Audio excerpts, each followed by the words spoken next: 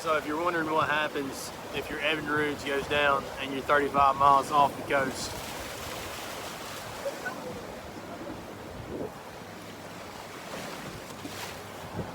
that's what happens. All right, let me just share with you my Thanksgiving 2020. So we're out here fishing with my brother-in-laws, and hey Carter, hey Justin, I know y'all are watching this.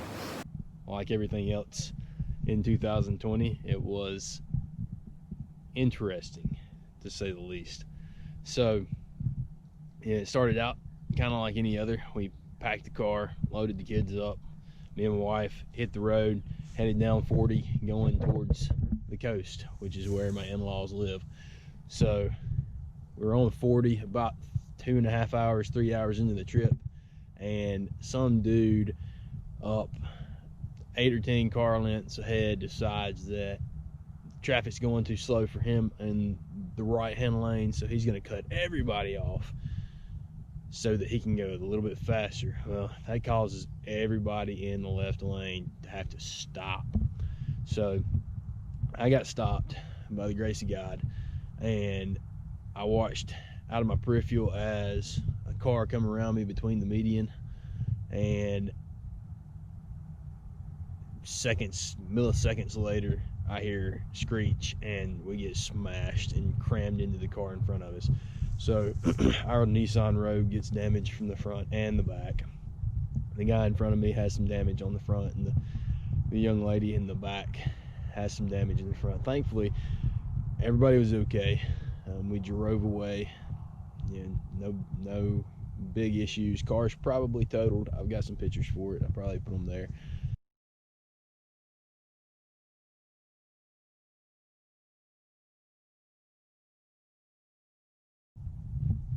Probably totaled just because the impact probably goofed the rails just a dab. So fast forward a little bit, we get there, we go to bed, we get to go fishing a fair amount in the sound there.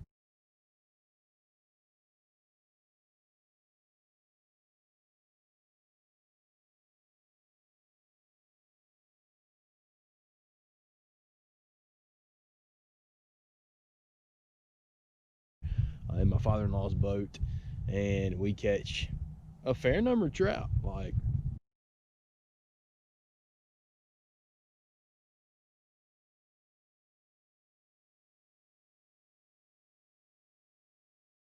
yeah, I mean, pretty good number of trout.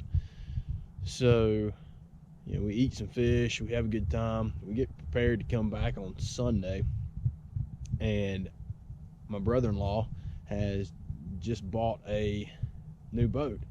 So he's going to be a commercial fisherman once he gets everything squared away. So he just bought this new boat, and he's like, hey, y'all want to go for a fish? He knows where the fish are, and I mean, he's a seaman. Like, that's him.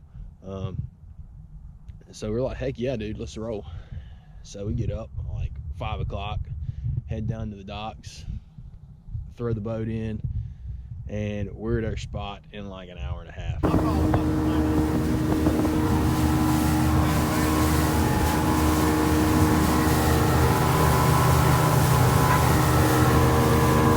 We're 35 miles off the coast of North Carolina there. So we are tearing into some fish. Like 10 minutes worth of fishing, we brought in about 30 fish.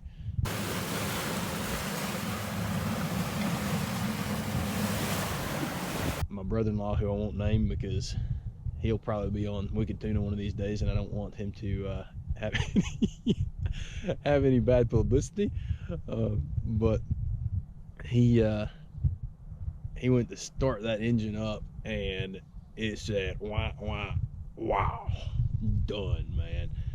So there we are, sitting adrift in 120 foot of water, 35 miles off the coast of North Carolina.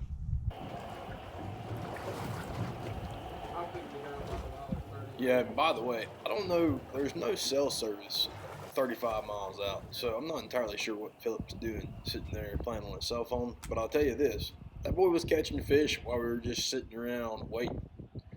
He's the luckiest rascal I ever seen when it comes to fishing.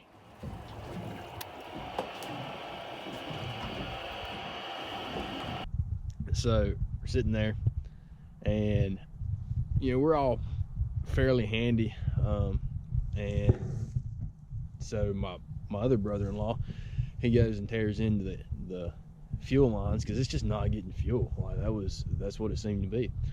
So he tears into all that stuff and works on it for like 20 minutes. While he's doing that, the brother-in-law that owns the boat, he's on the radio with Coast Guard, and of course we're far enough out that Coast Guard can hear us, but we can barely make out what Coast Guard is saying.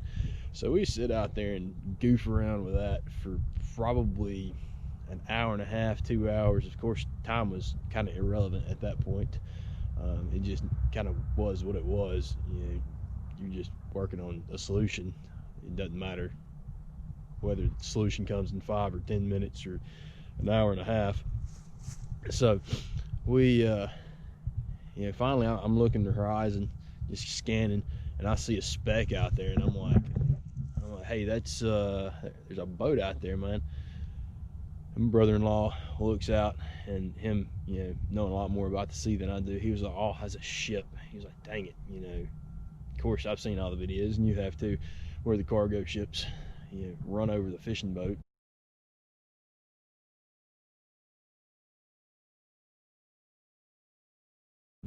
That's a bad day for everybody. So he's like, dude, keep your eye on that. I'm like, yeah, I will, no doubt. So keeping my eye on this this fishing boat, or this cargo boat here, and finally, well, my brother-in-law tries to hail the fishing boat for, I don't know, maybe what felt like 30 minutes, and the dude just is not responding. Coast Guard, you can hear him talking to Coast Guard, the cargo ship talking to Coast Guard, but man, this cargo ship just won't respond to us. Finally, Coast Guard tells him to, and he's like, yeah, I'll talk to you now. So he starts relaying messages, and we get, of course, the big problem was, the boat was supposed to come with a SEATO membership, and for whatever reason, for the paperwork had not gone through yet. So the Coast Guard was trying to work that out for us, and finally they were just like, the heck with it, it's going to be after dark before anybody gets these guys in. There was a storm coming up from like Louisiana, and I guess Coast Guard just was like, it would be unfortunate for those gentlemen to be out there in that storm. So they were out to us within like an hour and 20 minutes, maybe an hour and 15 minutes of when they were dispatched, when they said they were going to, when they said they were sending the boat. Got out there, and those guys were awesome. U.S. Coast Guard is on point. Like, they flat knew what they were doing. They're professional. They were streamlined. Like, from the time they got there, the time they hooked us up, even asking the questions that they asked, just trying to square everything away. I mean, man, like 15 minutes, they had us hooked up and we were underway.